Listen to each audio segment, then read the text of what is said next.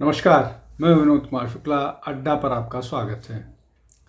आज कहने के लिए तो ये एक विषय है, लेकिन ये दो विषय भी हैं जिनको मिला जुला करके बात करूँगा। अब जैसे बिहार में चुनाव बहुत ज़ोर शोर से हैं और महागठबंधन में जो भी सहमति बनी है वो बन गई है और नाम ध्यान आ गया है कि तेजस्वी जो हैं वो मुख्यमंत्री पद के दावेदार हैं। लेकिन इन सब के बावजूद जो महत्वपूर्ण बात है जिस पर चर्चा हो नहीं रही है, या जो शायद जिस पर बाद में चुनाव के बाद ज़्यादा असेसमेंट या जिसको बोलते हैं नुक्ता वो छिद्रान्वेषण किया जाएगा, वो क्या मामला है। अलायंस सहमति बन गई है कांग्रेस, वीआईपी और मोटा मोटी आरजेडी और सीपीआईएमएल में, लेकिन लालू प्रसाद यादव की पार्टी जो है, तेजस्वी जिसके मुख्यमंत्री पद के दावेदार घोषित किए गए हैं, वो एम्प्लॉयमेंट की बात कर रहे हैं और वो कह रहे हैं कि उनकी सरकार आएगी तो लगभग 2.7 करोड़ लोगों को सरकारी नौकरी देगी उनकी सरकार। तो वो एम्प्लॉयमेंट की बात कर रहे हैं, वो लॉ एंड ऑर्डर की बात कर रहे हैं।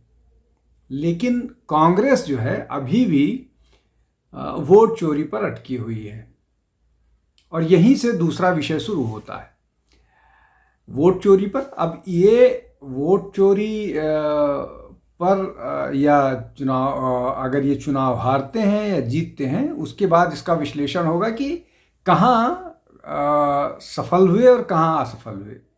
लेकिन ये जो वोट चोरी का मामला है और एसआईआर जो है, उसको राहुल गांधी ने जोड़ा था। अब चुनाव आयोग ने घोषणा की है कि वो इसको पूरे देश में लागू करेंगे, शुरू करेंगे और उसको कंप्लीट करेंगे। और जिस तरह की बात है, जैसा उन्होंने अपने जब भी पिछले हफ्ते 2 दिनों की जो प्रदेश के चुनाव अधिकारियों की बैठक हुई थी, उस बैठक के बाद उनको बोल दिया गया है कि आप तैयारी कीजिए। लेकिन इसमें अभी जो 5 प्रमुख स्टेट्स हैं जहां पर इसको सबसे पहले किया जाएगा, जो जहां चुनाव नज़दीक है, उसके बाद बाकी जगहों पर इसको किया जाएगा।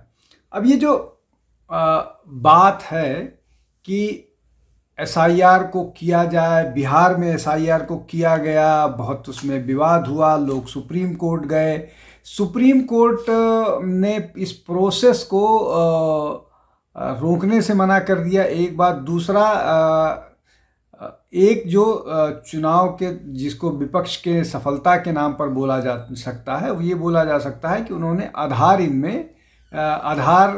को एक आइडेंटिटी के तौर पर तो स्वीकृत करवा लिया, लेकिन आधार नागरिकता का प्रमाण होगा, इस बात को सुप्रीम कोर्ट ने साफ तौर पर नकार दिया है। अब ये जो एसआईआर है, इसको लेकर के बहुत विरोध है। जो एनडीए का कहना है कि इस देश में बहुत सारे घुसपैठिए हैं जो वोटर बन गए हैं, उनको हटाया जाना जरूरी है। और अभी पिछले दिनों ये बात गृह मंत्री अमित शाह ने भी कही थी। विपक्ष इस पर नैरेटिव बनाने की कोशिश कर रहा है कि इससे जो है, जो लेजिटिमेट वोटर्स हैं और जो बीजेपी को वोट नहीं करते हैं, उनके नाम भी हटाए जाएंगे। अब ये मैकेनिज्म कि कौन व्यक्ति बीजेपी को वोट करता है, कौन बीजेपी को नहीं वोट करता है, इसका मैकेनिज्म शायद विपक्ष के पास है। और विपक्ष ऐसे लोगों को कल्टीवेट क्यों नहीं कर पाई जो बीजेपी के खिलाफ जो बीजेपी के लिए वोट करते हैं, और उनके साथ मिलकर के अपनी पार्टी में उनको जोड़ने का प्रयास क्यों नहीं कर पाई, ये एक बड़ी मिस्ट्री है। लेकिन अब जो राहुल गांधी का नैरेटिव है, राहुल गांधी ने 2 बात कही थी। एक, उन्होंने एटम बम फोड़ा था, उसके बाद उन्होंने हाइड्रोजन बम फोड़ने की प्रॉमिस की थी, और पूरे देश की जनता हाइड्रोजन बम के एक्सप्लोजन का इंतजार कर रही है। अब तक नहीं आया। अब तो बिहार के चुनाव नज़दीक हैं, क्या चुनाव के 1-2 दिन पहले कोई हाइड्रोजन बम फोड़ने वाले हैं जिससे चुनाव इतना प्रभावित हो कि कांग्रेस जो है वो 60 सीटों पर चुनाव लड़ रही है बिहार में, 60 की 60 सीटें जीत जाए। लेकिन अभी तो वो चुनाव में ही लापता हैं, रैली करते हुए या बात करते हुए कहीं नहीं नजर आ रहे हैं। और जब चुनाव में विपक्ष जो महागठबंधन के घटक दल हैं उनसे बातचीत की बात थी, उस समय भी राहुल गांधी विदेश यात्रा पर थे। इस कारण से जो निगोशिएशंस था वो डिले हुआ। मतलब जब उन्होंने अपनी वोटर अधिकार यात्रा की थी उसके तुरंत बाद वो विदेश चले गए थे, जबकि वोटर अधिकार यात्रा जब के बाद तुरंत निगोशिएशंस हो करके अगर चुनाव में चले गए होते तो शायद आज स्थिति कुछ बेहतर होती। और ऐसी स्थिति नहीं होती जब एक असेसमेंट निकल करके आ रहा है कि महागठबंधन 60 से 70 सीटों के बीच में सिमट जाएगा। हालांकि पिछले 2020 के चुनाव में 75 सीटें राष्ट्रीय जनता दल ने अपने अकेले दम पर जीती थी। लेकिन जिस तरह की बातें, जिस तरह के नैरेटिव्स अभी हो रहे हैं उनमें, और जिस तरह से अलग थलग होकर के चुनाव लड़ रहे हैं, प्लस डिप्टी सीएम का नाम घोषित कर दिया गया है, मुस्लिम उसमें कहीं नहीं है कहने के लिए, 18 मुस्लिम कैंडिडेट लड़ा रही है आरजेडी। लेकिन उन सब से जो मुस्लिम कम्युनिटी है बहुत ज़्यादा एम्यूज्ड नहीं दिख रही है। प्लस एक जो नारा एमआईएम ने दिया है ओवैसी साहब ने कि मुस्लिम का नेता, अब मुस्लिम वो यादव को मुस्लिम मानने के लिए, यादव को मुस्लिम नेता मानने के लिए तैयार हैं, वो कोयरी या काची या बाकी ओबीसी को अपना नेता मानने के लिए तैयार है। ये एक बड़ा संकट विपक्ष के लिए या महागठबंधन के लिए बिहार में तय हो गया है। लेकिन जो राहुल गांधी की रणनीति है, उन्होंने उनकी पार्टी के लोगों ने तो नहीं, लेकिन जो इंडिपेंडेंट कांग्रेस समर्थित एमपी पप्पू यादव हैं, उन्होंने बोला कि वो दलित और मुस्लिम मुख्यमंत्री राहुल गांधी देंगे। लेकिन असली प्रश्न क्या है? असली प्रश्न ये है, चुनाव के समय वोट चोरी का नारा देना। कांग्रेस अभी भी वोट चोरी पर बात कर रही है और ये कह रही है कि जो है भारतीय जनता पार्टी चुनाव आयोग के साथ मिलकर के वोट चोरी करती है और वोट चोरी की बदौलत चुनाव लड़ती है। और वो तो 2024 के लोकसभा चुनाव को भी मानने के लिए तैयार हैं, उसको गलत कह रहे हैं कि वो ईमानदारी से किया हुआ चुनाव नहीं था। तब जब राहुल गांधी की पार्टी की सीट्स लगभग 45 के आसपास बढ़ गई है, तो 44-45 सीट्स बढ़ गई है, जितना उनको 2014 के चुनाव में सीटें मिली थी। अब एक तरफ तो राहुल गांधी ये और उनकी पार्टी वोट चोरी का कैंपेन चला रही है, दूसरी तरफ चुनाव आयोग ने, जैसा मैंने बताया है कि चुनाव आयोग चूंकि सुप्रीम कोर्ट से इस मामले में इंटरवीन नहीं किया गया, हस्तक्षेप, सुप्रीम कोर्ट ने इस पूरी प्रक्रिया को रोकने से, इसको असंवैधानिक करार देने से मना कर दिया। कुछ चीज़ें जरूर बताई, जैसा मैं पहले बता चुका हूँ कि आधार को जोड़ दिया गया, उसके अलावा उसमें कोई इस तरह का मेजर सफलता विपक्ष को नहीं मिली। अब ये जो पूरा का पूरा मामला है, इस पूरे मामले में चुनाव आयोग जो एसआईआर वाली प्रक्रिया है वो पूरे देश में करा रही है। और बिहार में जिस तरह की बात चुनाव आयोग कह रहा था, उस आशा के अनुरूप उनको सफलता मिली। पहले दौर में लगभग 66 लाख वोटर्स का नाम हटा, कुछ जुड़े भी, लेकिन इतने नहीं जुड़े।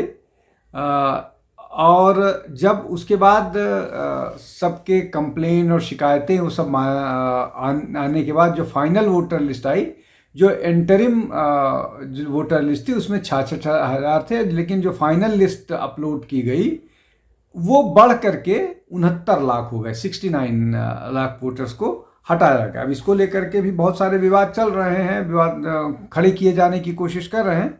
लेकिन अब तो चुनाव हो रहे हैं, अब चुनाव में वोटिंग 6 और 11 नवंबर को है, तो अब वो हो रहे हैं। अब इसके बाद जो और ऐसे प्रदेश हैं जहां चुनाव होने हैं, वो कौन कौन से हैं? पश्चिम बंगाल, जहां पर तुरंत SIR कराए जाने की बात है। हालांकि ममता बनर्जी ने हंगामा कर रखा है कि वो इसको नहीं होने देंगे, लेकिन शायद अगर ममता बनर्जी इसमें अड़ंगा लगाएंगी तो चुनाव आयोग को और भी पावर है, वो अपने ढंग से उसको कराएगा। तमिलनाडु जहां चुनाव होने हैं, आसाम जहां चुनाव होने हैं, केरल और पुडुचेरी, ये 5 स्टेट्स हैं जहां पर इसको जल्द से जल्द कराया जाएगा।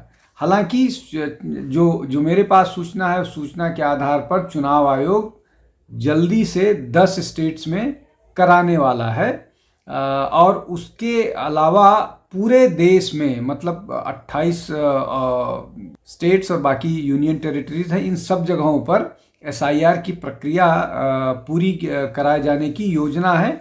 जहाँ जहाँ विधानसभा के चुनाव हैं वहाँ जल्दी कराएंगे, अन्यथा अगले लोकसभा चुनाव से पहले इस प्रक्रिया को पूरा करना है, मतलब 29 से पहले। अब इनमें जो कुछ और स्टेट्स हैं जहाँ पर SIR बहुत महत्वपूर्ण है, जहाँ पर महत्वपूर्ण इसलिए है, जो सरकार का या जो बाकी लोगों का दावा है, जहाँ पर बांग्लादेशी घुसपैठिए होने की संभावना है। वो प्रदेश कौन कौन से हैं? उत्तर प्रदेश इसमें महत्वपूर्ण है और उत्तर प्रदेश में ये कराया जाएगा तो उत्तर प्रदेश की सरकार इसके पक्ष में है कि जो भी वोटर नहीं है उसको, जो भारत का नागरिक नहीं है उसको वोटर लिस्ट से हटाया जाए। तो ये उत्तर प्रदेश हो गया। दिल्ली में भी बड़ी संख्या में भी घुसपैठिए हैं। ऐसे तो पूरे देश में लगभग 2 से 2.5 करोड़ के आसपास है, लेकिन दिल्ली में बड़े संख्या में लोग हैं। जो भी गवर्नमेंट लैंड है, यमुना किनारे जो कैचमेंट एरिया है और जंगल है, जो पूरा रिज है, वहाँ पर ये घुसपैठ करके बैठे हुए हैं। तो यहाँ पर भी बहुत इंटेंसिवली किए जाने की संभावना है। महाराष्ट्र में भी बहुत जो पॉकेट्स हैं जहाँ पर मुस्लिम डोमिनेशन है, वहाँ पर ये बहुत बड़ी संख्या में है। गुजरात में बहुत सारी जगहों से भी घुसपैठियों को हटाया भी गया है। अब वोटर आई कार्ड का या वोटर लिस्ट का भी गहन परीक्षण जरूरी है। हरियाणा, चूँकि दिल्ली, हरियाणा, उत्तर प्रदेश ये जुड़े हुए हैं और जुड़े हुए से ज़्यादा यमुना के किनारे और बहुत सारे बॉर्डर्स ऐसे हैं जो दिल्ली, हरियाणा, उत्तर प्रदेश शेयर करता है। राजस्थान में भी बहुत सारे इलाकों में हैं जहाँ पर ये घुसपैठी हैं, लेकिन राजस्थान, मध्य प्रदेश, छत्तीसगढ़, उड़ीसा में भी इसका किया जाना इसलिए ज़रूरी है कि बे ऑफ बंगाल से बहुत सारे लोग जंगलों में आकर के घुस करके बैठे हुए हैं। आंध्र प्रदेश भी उसमें शामिल है, तेलंगाना में भी किया जाना है, कर्नाटक में भी किया जाना है। लेकिन ये वो स्टेट है जहाँ अड़चन होगी, जहाँ सरकार को क्षमा कीजिएगा, जहाँ चुनाव आयोग को संघर्ष करना पड़ेगा SIR कराने के लिए। लेकिन ये जो जिन स्टेट्स की मैं बात कर रहा हूँ, या शुरुआत के जो 10 स्टेट्स हैं, सरकार उनकी तैयारियां कर रही है। हालांकि सारे चुनाव अधिकारियों को, प्रदेश के चुनाव अधिकारियों को इस मामले में सूचित किया जा चुका है कि वो अपनी तैयारी करें, तैयारी रखें। तो और इसका कांग्रेस को विरोध भी करना है इस पूरे मामले को।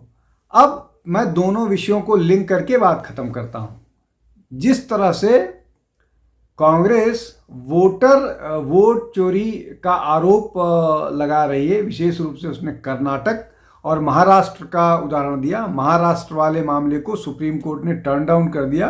कर्नाटक में उनकी सरकार है, वो मामला SIT के पास है, इन्वेस्टिगेट किया जा रहा है। लेकिन बिहार में वोट चोरी कांग्रेस ने एक बड़ा मुद्दा बनाने की कोशिश की, हालांकि उसको सुनने वाला कोई नहीं। अब असली बात यह है कि इसको देखना पड़ेगा चुनाव परिणाम के बाद, और क्या हाइड्रोजन बम राहुल गांधी लेकर के आ पाते हैं, उनके पास कुछ ऐसा है। हालांकि उनके 2 प्रेस कॉन्फ्रेंसेस जो उन्होंने चुनाव में मिसमैनेजमेंट या वोट चोरी के आरोपों पर किए थे, वो बुरी तरह से फ्लॉप हुए। जितने भी उनके आरोप थे सब औंधे मुंह गिर गए और इससे कांग्रेस की बहुत किरकिरी हुई है।